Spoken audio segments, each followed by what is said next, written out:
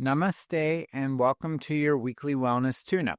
Today we are going to explore a very powerful distinction, the difference between resilience and regeneration.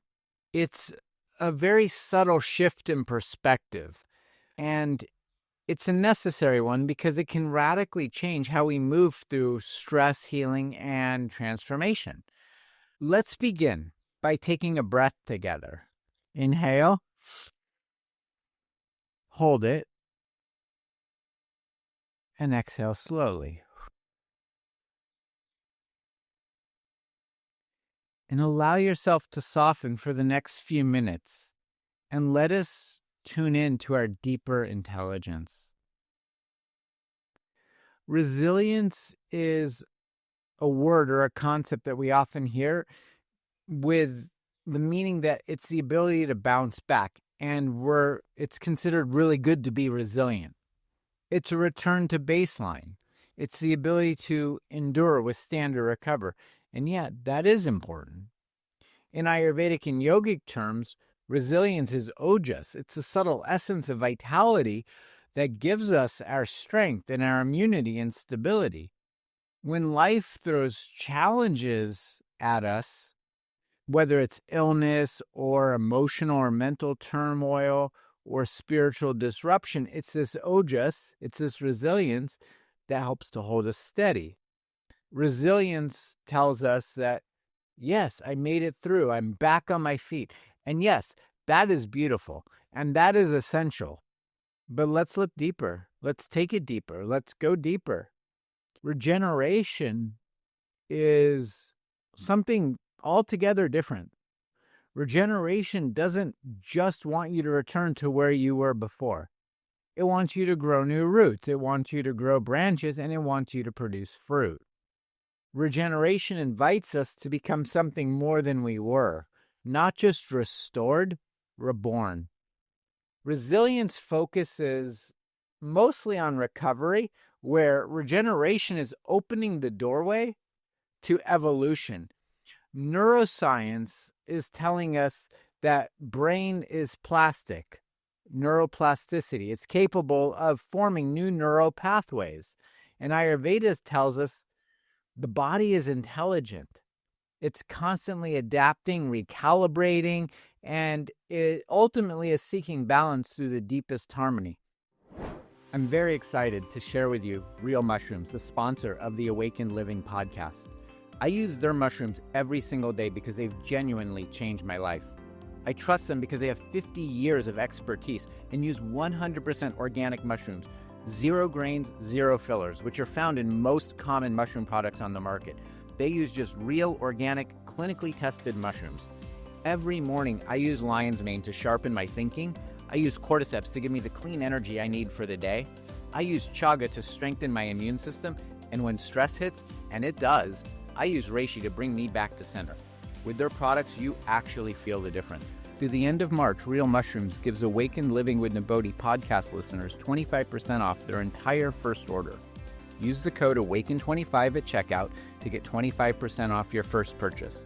You can find their link in the show notes or visit nibodhi.com/mushrooms to get yours today. So what regeneration is saying to the system is that, hey, this challenge just cracked me open, and now I'm allowing more light in. Or this breakdown reorganized me into something wiser, more whole, more alive. It's the flower that blooms after the fire has left the forest barren.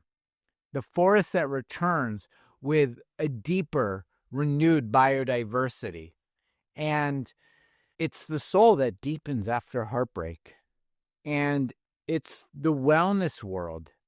It's the whole field of healing. And in that wellness world, it's easy to get fixated on bouncing back onto recovery. But I want to look deeper at that. I want to invite you to ask a question this week. What would it look like to regenerate?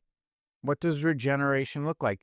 To use what life gives us, not to just recover, to reimagine, to reinvent, to recreate, to regenerate, generation of something brand new.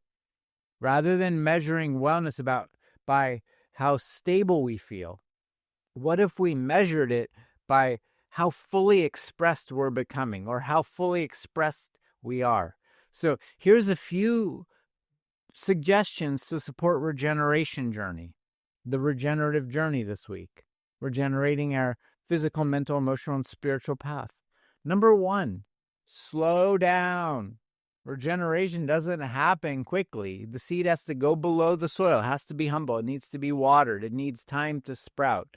It happens through rest, through rhythm, through receptivity, through humbleness.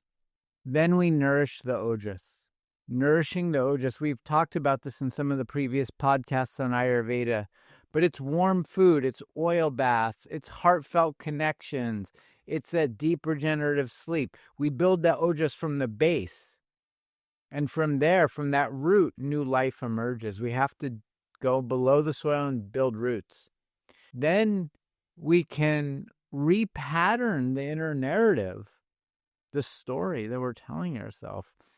Instead of asking, how can I fix this? What about what new potential is being born through me? What new potential is being born in me through this scenario?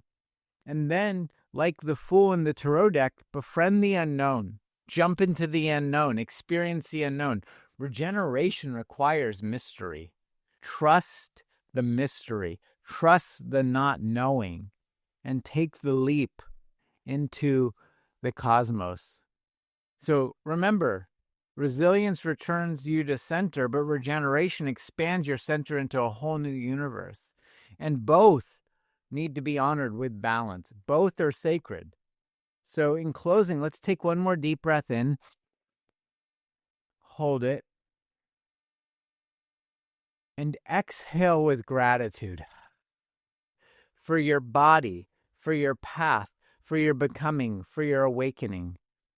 And until next week, fill your heart with love. Express it in everything you do. Live awake. Stay well. Stay true to the intelligence that lives inside of you. And we'll discuss more on health and consciousness and an awakened life next week. Namaste.